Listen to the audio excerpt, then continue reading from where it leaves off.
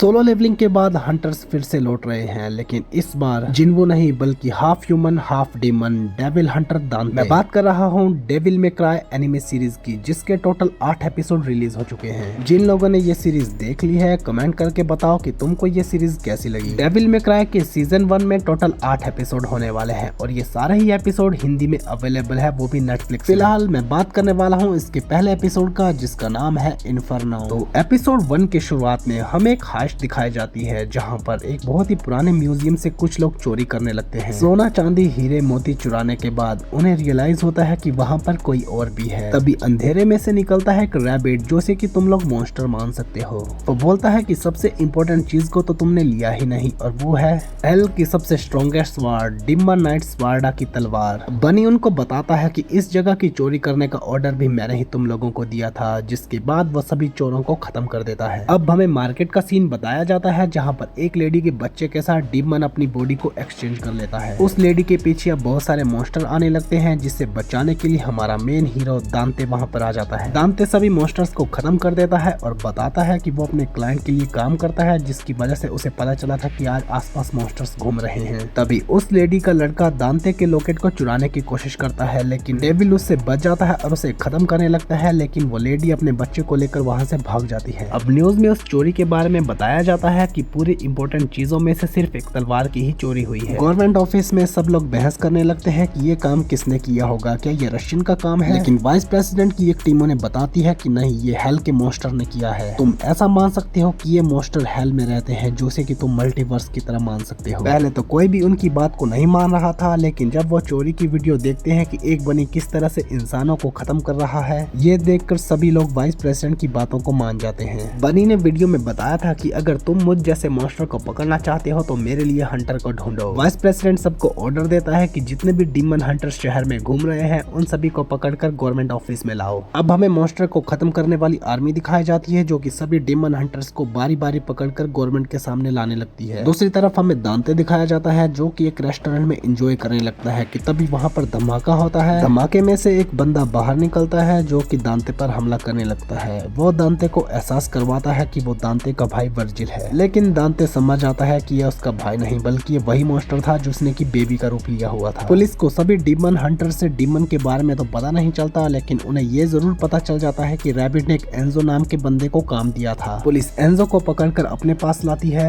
Enzo उनको बताता है कि उसे रैबिट के बारे में ज्यादा नहीं पता, लेकिन रैबिट बस एक स्पेशल हंटर से काम करवाना चाहता था और उसका नाम है दांते। वाइस प्रेसिडेंट समझ जाता है कि कुछ तो गड़बड़ है, जिसके बाद वो दांते को पकड़कर लाने के ऑर्डर्स देती है। वहीं पर दांते उस डेविल से लड़ाई कर रहा था, जो कि दांते के एमुलेट को चुराने की कोशिश करता है। दांते उसको फिर से हरा देता है, लेकिन वो डेविल जाते हुए बोलता है कि तुम्हें अपने बारे में ज्यादा कुछ नहीं पता, और उसके मन में सस्पेंस छोड़कर वहाँ से गायब हो जाता है। दूसरी तरफ पुलिस और वाइस प्रेसिडेंट को पता चल जाता है कि रैबिट को दांते क्यों चाहिए। रैबिट दांते और उसके भाई दोनों के एमुलेट को लेकर अपनी तलवार में जोड़ेगा, ताकि हेल के दरवाजे को खोल सके और सभी डीमंस ह्यूमन अर्थ पर आ सके। वाइस प्रेसिडेंट को उसके इस प्लान के बारे में पता चल जाता है और वो दांते को ढूंढ निकालने के ऑर्डर देता है। दूसरी तरफ दांते डांस करते हुए एंजॉय करते हुए दिखाया जाता है, और उसी मोमेंट के साथ ये एपिसोड खत्म हो जाता है। बाकी एपिसोड 2 में क्या होता है, इसके लिए तो आपको नेटफ्लिक्स में जाकर ये सीरीज देखनी होगी, जो कि हिंदी, इंग्लिश और जापानीज डब में अवेलेबल है। बाकी इसका सीजन 2 भी मोस्ट प्रोबेबली आने वाला है, क्योंकि ये ऐसे ही क्लिफ हैंगर पर खत्म होती है। बाकी डेविल मे क्राई की ओरिजिनल स्टोरी के साथ बहुत ज्यादा छेड़छाड़ की गई है। अगर तुम इसकी ओरिजिनल स्टोरी को देखना चाहते हो तो तुम्हें डेविल मे क्राई की वीडियो गेम खेलनी चाहिए, या फिर यूट्यूब में जाकर तुम उसकी गेम प्ले स्टोरी भी जान सकते हो। बाकी जिन लोगों ने डेविल मे क्राई की ये एनिमेटेड सीरीज देख ली है, कमेंट करके बताओ कि तुमको ये सीरीज कैसी लगी। जो लोग डेविल मे क्राई के वीडियो गेम्स या बाकी स्टोरीज के बारे में नहीं जानते, उनको तो डेफिनेटली ये सीरीज पसंद आने वाली है। और जिन लोगों को ज्यादा जापानीज एनिमे की आदत पड़ चुकी है, उन्हें शुरुआत में एनिमे थोड़ा सा अजीब लगेगा, लेकिन धीरे धीरे करके उन्हें भी इस एनिमेशन स्टाइल की आदत लग जाएगी। इसके अलावा चैनल को सब्सक्राइब करना मत भूलना। हम लोग मिलेंगे किसी और वीडियो के साथ।